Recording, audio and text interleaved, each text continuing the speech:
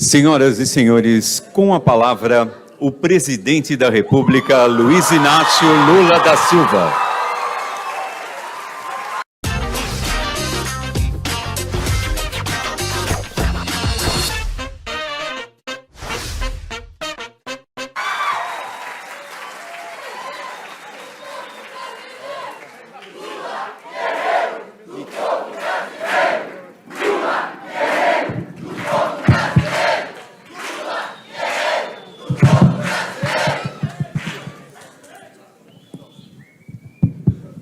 Alô, muito bem. Eu vou pedir licença para vocês. Vou pedir licença ao chefe do cerimonial, que são chato pra cacete. Eu vou quebrar e vou chamar o Haddad aqui.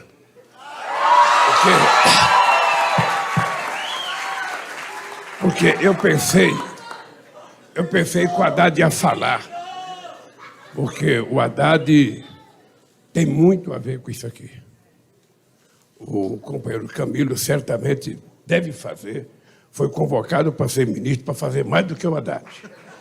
Mas o Haddad foi o grande parceiro na construção de 19 universidades, de 175 campos, de quase 440 escolas técnicas. E o Haddad sabe o esforço que ele fazia para que a gente conseguisse liberar recursos na Fazenda para a gente fazer o que nós fizemos. Ele agora é ministro da Fazenda. E todo ministro da Fazenda quer sentar em cima do dinheiro. E eu queria que o Haddad desse uma palavra para vocês, não só porque ele merece, porque ele ajudou a fazer isso aqui, mas porque ele falando, ele se compromete a liberar mais dinheiro para o Camilo continuar investindo mais em universidade. Bom dia. Queria cumprimentar o presidente Lula, a Janja querida, em nome deles cumprimentar os nossos colegas todos aqui no palco e vocês, dizer que é um orgulho muito grande sempre visitar o UFABC e ver. A gente até estava assustado na vinda para cá, o Camilo foi dando os números, porque quem viu nascer como nós, né, do terreno, começar a construir a partir de um terreno baldio. Quando você olha um terreno baldio, você fala, porra, vai demorar muito tempo. Só que quando você toma a decisão de fazer, você vai vendo a coisa crescer a cada ano. E mesmo em governos desastrosos, como esse que foi derrotado ano passado, você vê o parlamento, os nossos deputados e senadores resistindo e aportando recursos para ver aquele projeto ser, de alguma maneira, preservado. Hoje nós temos aqui 20 mil estudantes, praticamente. É uma coisa que, 15 anos atrás, 16 anos atrás, a gente sonhava com isso, queria que, inclusive, chegássemos nesses números muito, muito antes. Mas é uma coisa muito interessante ver alunos de escola pública e da região e do Brasil. Aqui vem gente do interior de São Paulo, de outros estados, e ver essa universidade com a produtividade que ela tem. Uma das universidades mais produtivas do Brasil. Então, isso enche a gente de orgulho.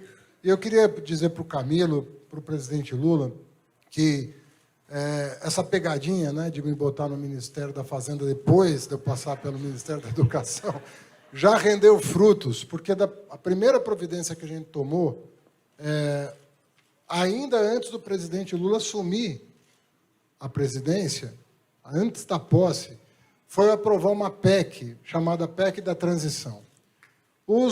Os menos simpáticos chamavam de PEC da gastança, PEC não sei do quê. Mas o que ela visava, Camilo? Ela visava fazer o seguinte: quando caísse o teto de gasto, e houve uma previsão nessa PEC de que isso poderia ser feito por lei complementar, ou seja, não ia precisar de outra emenda constitucional. Quando caísse o teto de gasto por lei complementar, automaticamente, para o ano seguinte, a educação e a saúde recuperariam 100% do dinheiro surrupiado dessas duas áreas pelo governo Bolsonaro. Isso acaba de ser feito e o ano que vem a saúde e a educação vão restabelecer o piso constitucional de 88, 100%.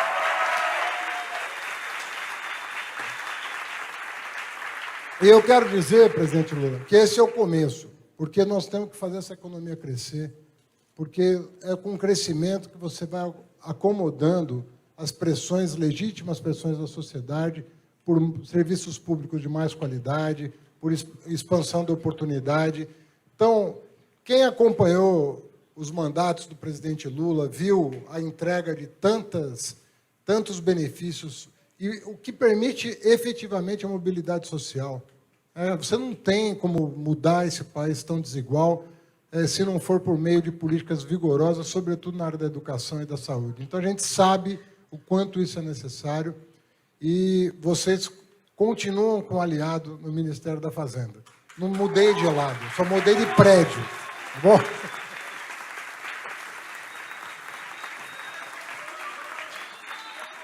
Bem, tem o microfone próprio aqui.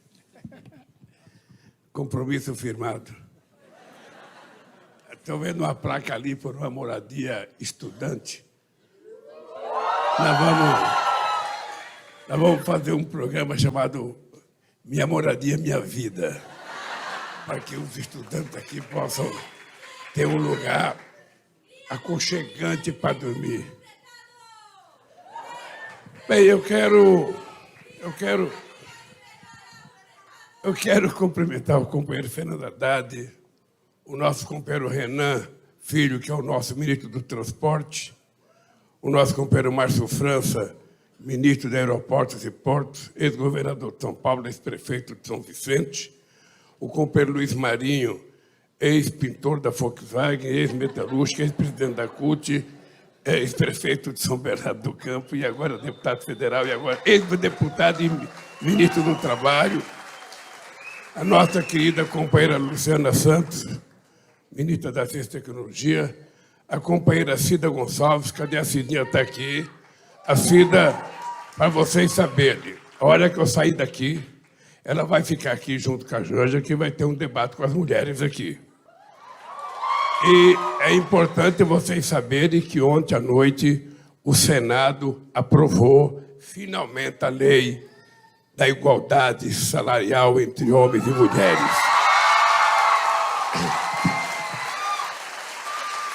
Nosso querido Paulo Teixeira, ministro do Desenvolvimento Agrário e Agricultura Familiar, o nosso querido Alexandre Padilha, das Relações Institucionais da Presidência da República, o senador Jordano, em nome de quem eu não conhecia bem o Jordano, mas o Jordano é o senador porque morreu um senador e ele assumiu. E ele já disse: Lula, estamos juntos aqui. O nosso querido Suplicy, que está aqui, ex-senador.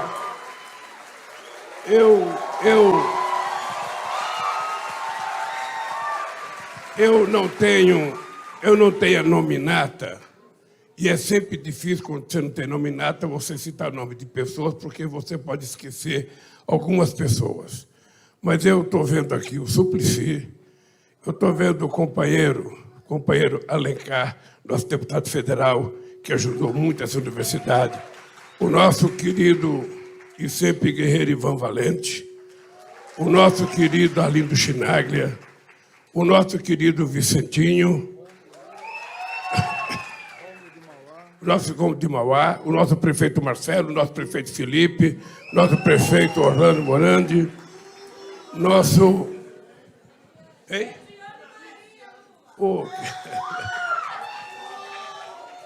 É que quando a gente não tem a nominata é sempre difícil, mas eu queria aproveitar e dizer para vocês que a primeira grande emoção que eu senti hoje foi quando o helicóptero parou no estado da Vila Euclides. Os mais velhos, ou os que estudaram um pouco, sabem o significado do estado da Vila Euclides na redemocratização desse país, na politização da classe trabalhadora e na chegada aonde nós chegamos. Acho que não tudo, mas quase tudo aconteceu no estado da Vila Euclides. Eu estava vendo uma trave ali e eu lembrava que aquela trave era o lugar do palanque, é o lugar das grandes assembleias que nós fizemos. E depois eu fiquei muito alegre, porque quando eu vim receber o título, doutor honoris causa aqui, eu recebi o título da mão de 2 jovens, filhos de 2 trabalhadores metalúrgicos que militavam no sindicato no tempo das greves. Então, eu agora estou vendo aqui na minha frente o companheiro Moisés, que depois de 20 anos assumiu meu lugar na presidência do sindicato. Eu quero que você tenha a mesma sorte que eu tive. A mesma sorte que eu tive, porque o sindicato foi efetivamente o que mudou a minha vida e a vida de muita gente. Mas, companheiros e companheiras, eu tinha trazido um discurso para ler e resolvi não ler discurso porque não cabe. Eu queria primeiro falar um pouco. Eu estou vendo 10 câmaras de televisão. Não sei nem se são neutras, se são amigas, inimigas, se são nossas adversários. Mas eu acho que é importante as pessoas saberem o significado dessa universidade, magnífico reitor. Se você soubesse que eu acho bonito falar magnífico reitor, poderia, ao invés de excelência, me chamar de magnífico presidente.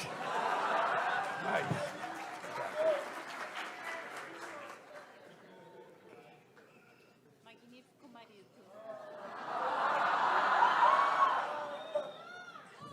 Agora gostei. Mas deixa eu falar um pouco para a imprensa.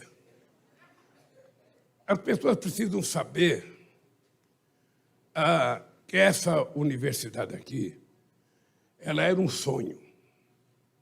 Porque eu era presidente do sindicato, eu viajava muito o Brasil, e eu não conseguia entender como era que a região mais industrializada do Brasil, em que tinha uma parte da classe trabalhadora mais bem formada desse país, não tinha acesso a uma universidade federal. Não tinha São Bernardo, não tinha Santo André, não tinha Diadema, não tinha Santos, não tem Mauá. Mauá não tem porque não quiseram, porque eu queria comprar um terreno, mas o terreno lá estava envenenado, tinha alguma coisa que não podia fazer. Tem Diadema, tem Sorocaba, e tem outros estados que nós fizemos muitas, porque era preciso a gente dar um salto de qualidade, porque não existe nenhuma experiência no mundo de um país que cresceu e se desenvolveu sem antes investir na educação. Então, se a educação é a base de tudo, eu tomei uma decisão de que no nosso governo, quando se fala em fazer universidade, se fala em fazer uma creche, se fala em fazer uma escola de ensino de tempo integral, a gente não pode mais utilizar a palavra gasto. A palavra tem que ser investimento. É uma inversão que nós precisamos fazer em tudo que a gente faz, porque a elite dominante desse país, tudo que é benefício é gasto. Tudo. A saúde é gasto. Ora, a saúde é um baita do investimento, porque todo mundo sabe o quanto custa uma pessoa doente aos cofres do Estado. E quanto pode produzir, trabalhar e aprender uma pessoa que está com plena saúde. Então, por que essa história de dizer que eu vou colocar dinheiro para cuidar de um companheiro que se machucou? É gasto. Não, é investimento. Eu tenho que recuperar aquele cidadão para estar 100% saudável para o mercado de trabalho, para o mercado de ensino. Então, eu não posso ficar utilizando que é gasto. Vai fazer uma creche, é gasto. Vai fazer uma escola profissional, é gasto. Vai fazer... Tudo é gasto. Não. Então, nós temos que tratar que tudo isso é investimento. Gasto é a gente pagar 13,75 por juro para o sistema financeiro desse país. Isso é gasto. Isso é gasto, o governo com PT, sabe, de tudo que ele produz, 13,75% para pagar de juro. Isso é gasto. O restante é investimento. E quanto mais saudável, quanto mais educada, quanto mais preparada, mais o país vai crescer. E essa universidade é resultado desse pensamento. Vocês sabem que as aulas aqui se iniciaram em setembro de 2006, com apenas 50 professores. Você não estava aqui ainda, Walter. E com 500 alunos. Na época, ainda não havia campus na universidade. 8 anos depois, isso aqui já contava com 552 professores, praticamente 7.000 alunos, 26 cursos de graduação, 21 de pós, 2 campi próprios e de 100.000 metros quadrados na área de área construída. A Universidade Federal é a única universidade federal brasileira com 100% de professores doutores. Isso não é pouca coisa. Vocês sabem que as 3 primeiras turmas daqui fizeram vestibular. Mas depois, já no primeiro processo seletivo, a Universidade Federal reservou metade das vagas para alunos vindos de escolas públicas com proporcionalidade para negros e indígenas.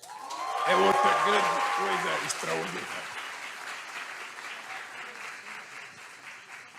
No primeiro semestre de 2014, a instituição passou a reservar 5% das vagas para pessoas com deficiência. E mais,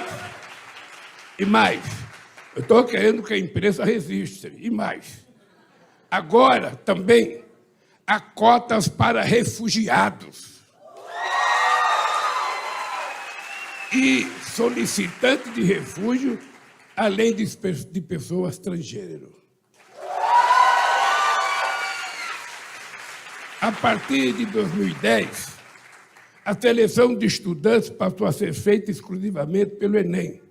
Naquele ano, a Universidade Federal do ABC passou a oferecer um curso preparatório gratuito para alunos da rede pública. A instituição mantém a nota máxima no mais recente Índice Geral de Cursos, o IGC do MEC, para o ano de 2021, divulgado em março. O IGC, avalia fatores como infraestrutura, corpo docente e nota dos formandos no Exame Nacional de Desempenho do Estudante. Em poucos anos, a Universidade Federal do ABC alcançou um desenvolvimento em pesquisa que universidades como a USP e a Unicamp levaram décadas para conquistar.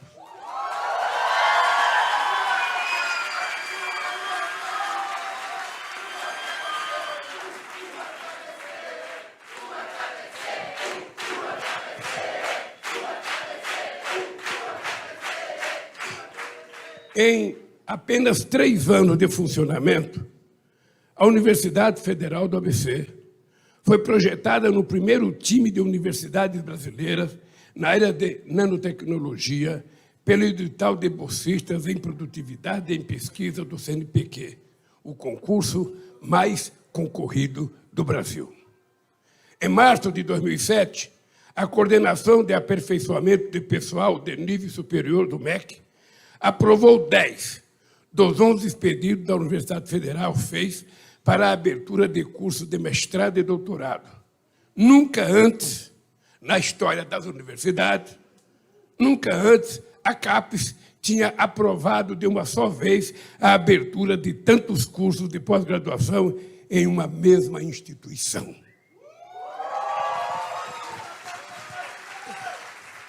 Em 2011, eu estou dando isso aqui, porque isso aqui também vocês não sabem, porque isso aqui também não é publicado, isso aqui não sai na fake news, isso aqui não sai na notícia boa, isso aqui não dá no Jornal Nacional, isso aqui não dá no Jornal da Record, isso aqui não dá na Bandeirante. Então, está dando pelo repórter Lula aqui para vocês. Em 2011, a Universidade Federal do ABC foi a única universidade do país com fator de impacto em publicações científicas acima da média mundial.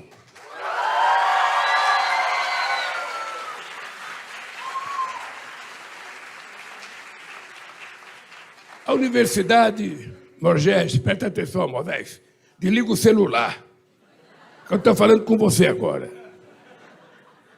A Universidade Federal oferece estágios em mais de 100 empresas, incluindo várias delas, IBM, Nestlé, Organização Globo, General Motors, Ford, Siemens, Honda, Tum, sabe, Pirelli.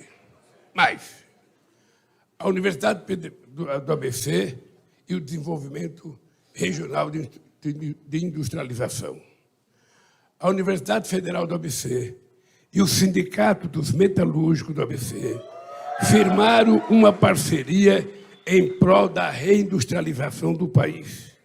É o projeto chamado Reconversão Industrial no Grande ABC. Diagnóstico, capacitação e plano de implementação na região, que promove ações de pesquisa e capacitação. A meta é fortalecer a capacidade da região de atrair investimentos, gerar empregos, desenvolver tecnologia e inovação e ampliar os níveis de competitividade. Assessora, presta atenção. Outras parcerias estratégicas são desenvolvidas com o Consórcio Intermunicipal do Grande ABC Prefeitos, composto pelos municípios de Santo André, São Bernardo, São Caetano, Diadema, Mauá, Ribeirão Pires e Rio Grande da Serra. Aliás, se vocês não sabem, a nossa presidenta da Caixa Econômica era de Rio Grande da Serra, chegou até a ser vice-prefeita em Rio Grande da Serra, agora mora em Santo André. É muita mulher. Em abril, o reitor da universidade... em abril, o magnífico reitor da Universidade Federal do ABC, Dácio Mateus, e o secretário executivo do Consórcio Intermunicipal do Grande ABC, Mário Reale, assinaram o convênio para estágio de alunos da instituição na entidade. Também é discutido o apoio da universidade para o projeto de Sistema de Informações Geográficas do Grande ABC. O projeto tem como objetivo criar uma base de dados geoespaciais para planejamento e gestão dos serviços públicos oferecidos à população. Acabou? Acabou. Bom, eu queria dar essas informações, porque nós vivemos numa fase no planeta Terra em que tudo que é ruim tem mais destaque do que tudo que é bom. O ódio tem mais destaque do que o amor. A raiva tem mais destaque que a paciência. A ignorância tem mais destaque do que a sabedoria. Então, eu li aqui porque o que essa universidade significa para o Brasil. E quando nós inauguramos essa universidade, eu saí daqui falando para o Haddad. Eu sonho que essa universidade do ABC logo, logo vai se transformar na universidade mais importante do país, inclusive batendo a nossa querida UFSS. A UFSS não quiser ser ultrapassada, que invista mais para que a gente possa... sabe?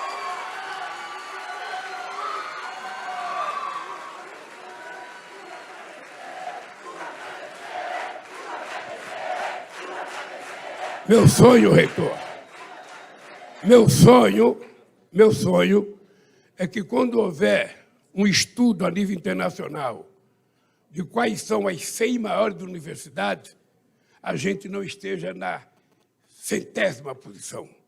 Que a gente trabalhe, se dedique para a gente estar na 10ª posição entre as 100 universidades mais importantes do mundo. Nós temos material humano para isso. Temos material humano, tanto no corpo docente, quanto nos funcionários e nos alunos. É importante vocês terem clareza que o Brasil que a gente quer, a gente constrói. O que a gente precisa é projetar na nossa cabeça o que a gente quer. E ninguém pode achar que tem coisa impossível. A única coisa impossível para quem é cristão como eu é Deus pecar. O resto, tudo é possível. Basta a gente querer. Então, esse país está recém-saído de um furacão. Esse país parece que passou por aqui uma praga de gafanhoto e tentou destruir tudo o que a gente tinha. Nós estamos há 6 meses reconstruindo todas as políticas públicas que nós levamos 13 anos para fazer. Eles conseguiram destruir em 4 anos ou 6 anos. E agora nós já começamos a refazer quase tudo. As políticas vão voltar melhor, o Mais Farmácia vai voltar melhor, o Luz para Todos vai voltar melhor, o Bolsa Família vai voltar melhor, a educação vai voltar melhor, porque nós não vamos deixar de fazer investimento. Vocês viram o que eu dizia. Nós vamos abrasileirar o preço da gasolina. Não havia nenhuma razão para o preço do combustível no Brasil ser ligado ao preço internacional. Não havia. E ainda não foi feito tudo o que fazer. E nós vamos ter que recuperar esse país. E a gente não vai recuperar sozinho. É importante vocês saberem a correlação de força no Congresso Nacional. A esquerda toda tem, no máximo, 136 votos. Isso se ninguém faltar. Ou seja, mas nós, para votar uma coisa simples, precisamos de 257. Então, de 136, faça uma conta aí e veja quantos falta. E para aprovar uma emenda constitucional, é maior ainda o número de deputados que nós precisamos. Então, é preciso que vocês saibam o esforço para governar. É importante que vocês saibam que não é só ganhar uma eleição. Você ganha uma eleição e depois você precisa passar o tempo inteiro conversando para ver se você consegue aprovar uma coisa. Ontem a gente corria o risco de não ter aprovado o sistema de organização do governo que nós fizemos. E aí, você não tem que procurar um amigo, não estava lá o Vicentinho para eu conversar, porque ele já é voto nosso. Você tem que conversar com quem não gosta da gente. Você tem que conversar com quem não votou na gente. Você tem que conversar com as pessoas que estão... Ô, Zé Vicente, você está aqui. Então, é um esforço. E eu posso dizer para vocês, eu hoje, aos 77 anos de idade, completei 1 ano de casado, dia 18 de maio. Tá? Eu estou muito mais otimista. Olhe bem nos meus olhos, que eu sempre digo que quando a gente está falando a verdade, tem que olhar no olho da pessoa, não na boca da pessoa. Eu quero olhar para você, eu estou mais otimista do que eu estava no primeiro mandato. Eu estou mais otimista de que o que aconteceu nesse país serviu de lição para a gente saber que a democracia não é pouca coisa. Que a democracia é um valor, sabe, que não tem tamanho. Tal é a importância do exercício da democracia. E nós precisamos saber exercitá-la. Eu digo sempre, para vocês que são jovens, que a democracia mais exemplar é o casamento. Porque quando você casa, se você quiser viver bem e ter um casamento duradouro, você vive o casal, um fazendo concessão para o outro. Aí, quando você tem filho, o casal faz concessão para os filhos e os filhos fazem concessão para vocês. Se não fizer concessão, vocês se matam dentro de casa. Imagina quando o moleque quer comer 2 bifes, só tem um para cada um. Imagina quando o marido quer ver o jogo e a mulher quer ver a novela. Ou seja, ou compra 2 televisões ou alguém vai ter que ceder. Então, eu queria dizer para vocês que serão, e eu espero que sejam os futuros dirigentes políticos desse país, que esse país será exatamente aquilo que a gente pensar que ele vai ser. Eu jamais imaginei que alguém nesse país ia ter orgulho de dizer que gostava de ver tortura. Eu jamais imaginei, depois da luta que nós fizemos, depois de combater um regime militar durante 23 anos, eu jamais imaginei que a gente ia ter de volta o fascismo nesse país, como a gente tivemos nos últimos 4 anos. Jamais imaginei que as pessoas iam transmitir tanto ódio, que as pessoas iam ter tanta impaciência, que as pessoas iriam contar tantas mentiras. Não é possível. E quem é que pode mudar isso? Vocês. Não tem ninguém que possa mudar, a não ser vocês. Vocês têm celular na mão. Você pode utilizá-lo para coisa boa ou para coisa ruim. Não é isso? Eu, por exemplo, dei uma bronca no Moisés, eu ia começar a falar, o cara já pegou o celular. Para ver o quê? Devia ser uma piada que tinha aí, ou alguma coisa que não era tão importante. No reunião do PT, eu fico puto quando eu estou falando que as pessoas pegam o celular para ficar escrevendo, para ficar vendo notícia, sabe, que não tem nenhuma importância. A gente não precisa ver aquilo que a cabeça da gente não consegue processar. O que eu tenho que saber que um golfinho morreu na Antártica? Então, companheiros, nós temos que utilizar. A coisa fantástica da internet é que ela permitiu que o ser humano não só ouvisse as notícias, ela permite que a pessoa interaja, que as pessoas respondam aquilo que ela vê. E a gente pode fazer isso por bem ou por mal. Por enquanto, o mal está ganhando. Porque a quantidade de mentira que o bolsonarismo ainda conta todo dia na rede digital é uma coisa maluca. O que acontece na rede digital com o presidente Trump nos Estados Unidos é indescritível. Essa é uma guerra que nós temos que fazer. A famosa guerra entre o bem e o mal. Não precisa ser a guerra entre a esquerda e a direita, não. A guerra entre as pessoas de bem e as pessoas do mal. Quem gosta de democracia e quem não gosta. Quem pensa no futuro desse país e quem não pensa no futuro desse país. É por isso que eu estou otimista. É por isso que eu vou repetir para vocês o que eu digo todo dia. Pode olhar para mim, Vivian. Pode olhar. Você é o cara mais duro que eu conheço na política. Pode olhar para mim. Eu tenho 77 anos. Estou com energia de 30 e tesão política de 20. Pode ter certeza disso. Este país vai voltar a crescer, a gente vai estabilizar a economia desse país, a gente vai fazer crescer a massa salarial desse país, a gente vai assentar as pessoas que tem que assentar para produzir alimento nesse país, a gente vai fazer o que tiver que fazer para melhorar a educação. Na segunda-feira, dia 12, é dia dos namorados, mas também é dia da abertura do Congresso da UNE, lá em Brasília, e a gente vai ter que lançar esse programa de garantir que o ensino fundamental seja a mola propulsora da qualidade da educação que a gente quer para o futuro desse país.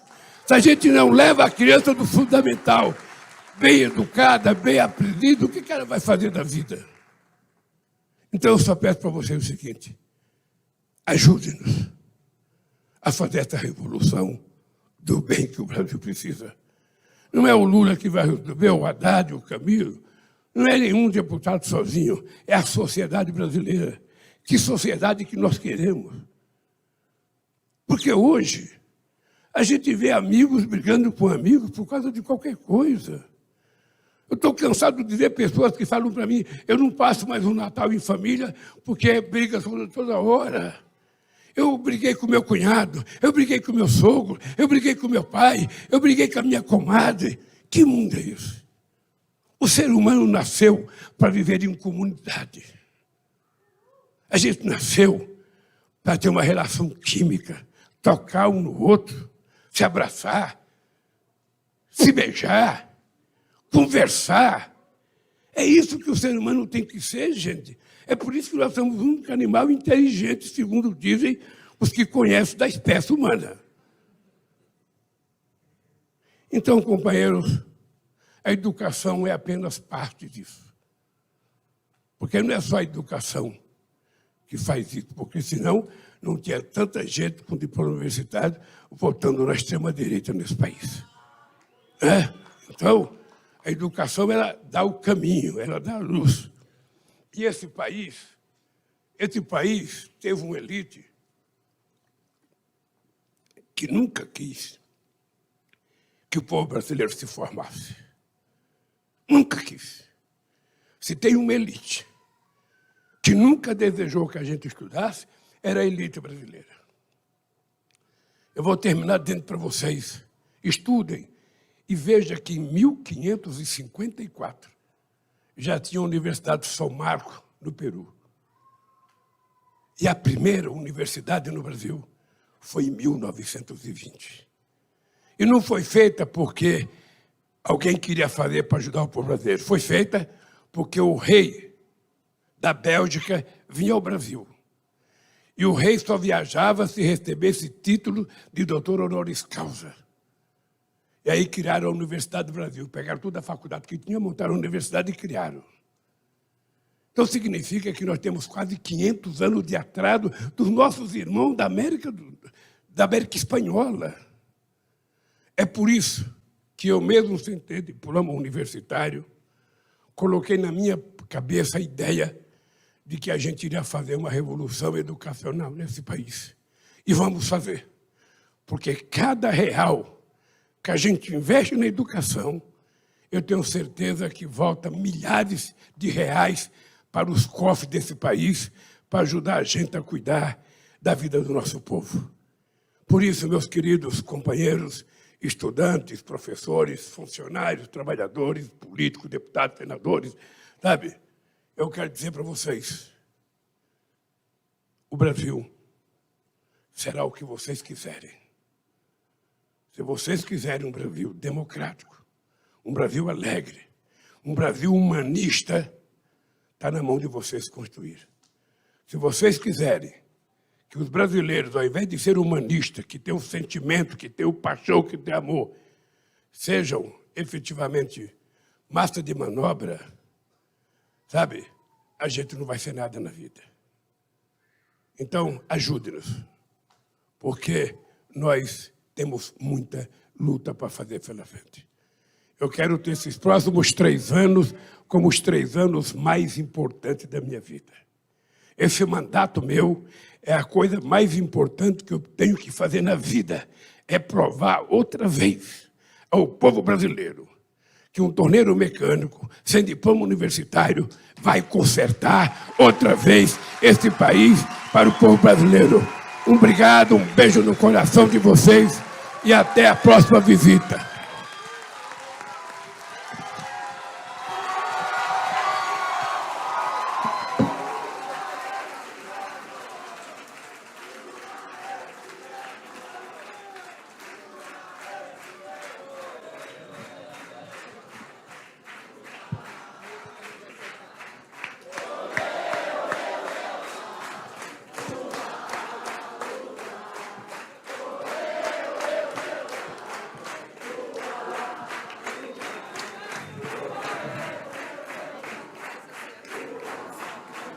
Senhoras e senhores, está encerrada esta cerimônia. Uma boa tarde a todos.